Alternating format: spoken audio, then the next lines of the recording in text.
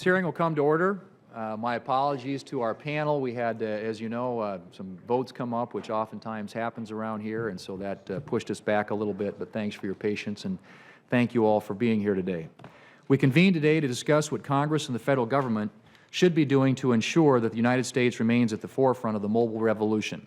Today's hearing will be the first in a series to examine the policies related to spectrum and wireless broadband. The Senate has a real opportunity over the next several months to pass meaningful wireless broadband and spectrum reform legislation, and it's my hope that the committee will use these hearings to inform our work on developing such a bill. By now, everyone is familiar with the immense power of wireless technologies. From keeping us connected while on the go to powering the growing Internet of Things, wireless devices and services have become commonplace in the everyday lives of most Americans. Here in the United States, we also have the benefit of being the global leader in wireless innovation and investment, particularly in 4G mobile broadband. But this committee and Congress as a whole cannot take these developments for granted. Europe and Asia look at our 4G success with envy and are working hard to leapfrog the United States and take the lead in the next generation of wireless known as 5G. And while the last 2 decades of wireless policy have largely been a success, we cannot be complacent and think that yesterday's laws are a perfect fit for the future. After the record-setting AWS-3 auction earlier this year and on the eve of a spectrum auction that may be even more important, now is the perfect time for this committee to start thinking about what's next for American spectrum policy. Speaking of the upcoming incentive auction, we just saw the FCC this month delay one of its key rulemakings for that auction.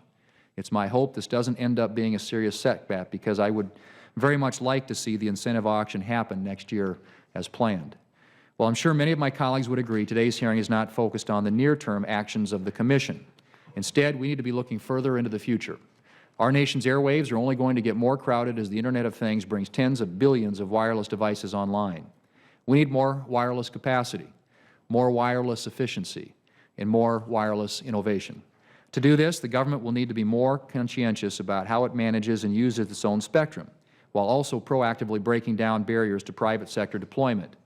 As I see it, there are 3 areas where the committee should focus its legislative attention. First, we need to improve how the Federal Government, which is the largest spectrum holder in the country, manages and utilizes its own airwaves.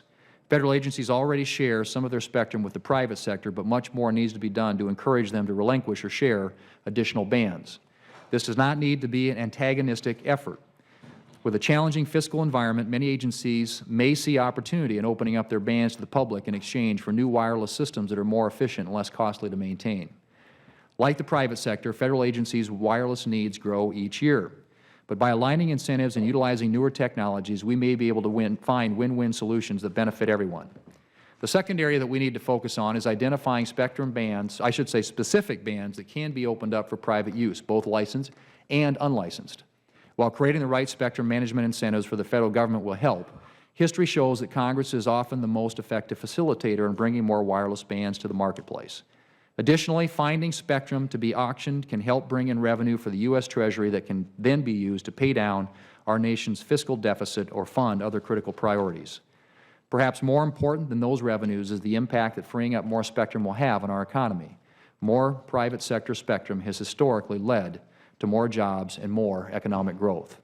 Just yesterday, former Democratic FCC Chairman Julius Genachowski and former Republican FCC Commissioner Rob McDowell wrote a compelling op-ed in the Wall Street Journal that suggests 750,000 new jobs could be created by deploying more mobile broadband. Lastly, we need to examine ways to reduce the cost of deploying wireless broadband services. Freeing up more spectrum is one way to do that, but there may well be other legal and regulatory barriers that make it more expensive to bring new services to the public.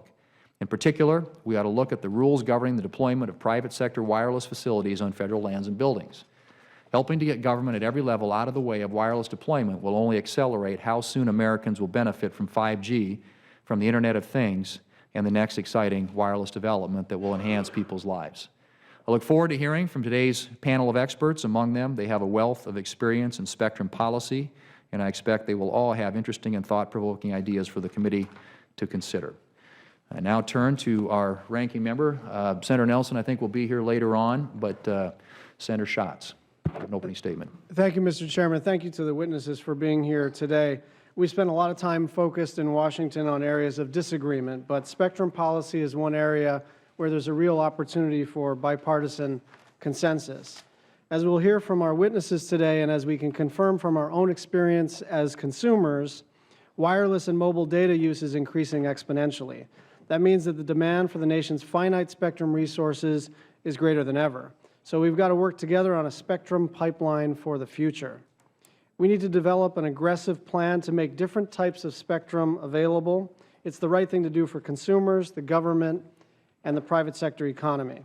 We share common goals for this pipeline. First, we need to ensure that the government agencies like DoD, FAA, and DOT, and others can fulfill their mission. Second, we want to make sure that consumers have access to new competitive services and that our national spectrum policy empowers entrepreneurs to innovate. Finally, we have to provide the right incentives for service providers to deploy state-of-the-art wireless networks. As part of setting up this spectrum pipeline, Congress will need to grapple with many issues. For one, we have to think about how we properly account for competing commercial and government needs for spectrum and create a path to repurpose federal spectrum effectively. I think there's merit in the idea of providing incentives for federal agencies to make spectrum available for commercial use, is something many of our witnesses will discuss today. We also need to be creative about ways to speed up the process to more spectrum availability. Most importantly, Congress will need to think about how to balance the need for licensed and unlicensed spectrum. Startups and entrepreneurs are all counting on the availability of licensed and unlicensed spectrum to launch their next innovation. Whether they're working from a coffee shop, a garage, or borrowed space, the next companies need us to get this right. Ensuring the availability of more licensed spectrum is essential because it provides companies the certainty they need for investment. Unlicensed spectrum, though, is also critical. Not only has unlicensed spectrum become an essential part of the nation's wireless infrastructure through offloading of traffic from licensed spectrum, but it also provides the foundation for permissionless innovation. Unlicensed spectrum lets innovators deliver millions of new products such as hotspots, connected medical equipment or industrial systems, RFID tags, wearables, and more. In fact, one driver of spectrum-hungry innovations is the growing Internet of Things, a development that Senators Booker, Fisher, and Ayotte and I have been working on. Experts project that within the next decade, the Internet of Things will encompass billions of connected devices, nearly all of which will rely on unlicensed spectrum to work. And that's going to put a lot of pressure on the spectrum that we have available today. Thank you, Chairman Thune and Ranking Member Nelson, for initiating this discussion, and I know we'll continue not just today, but throughout the fall on these important issues. Thank you, Senator Schatz. We'll proceed to our panel and want to welcome them all here today. We have with us Commissioner Jessica Rosenworcel of the Federal Communications Commission, Ms. Meredith Atwill-Baker. Ms. Baker is the President and CEO of CTIA, the Wireless Association. Mr. Blair Levin. Mr. Levin is the former Executive Director of the FCC's National Broadband Plan. Dr. Pierre DeVries. Dr. DeVries is the co-director of the Spectrum Policy Initiative with the Silicon Flatiron Center at the University of Colorado School of Law. And Dr. Thomas Leonard. Dr. Leonard is the President and Senior Fellow at the Technology Policy Institute. Thank you all so much for being here today. We'll proceed starting on my left and your right with Commissioner Rosenworcel. Welcome to the committee.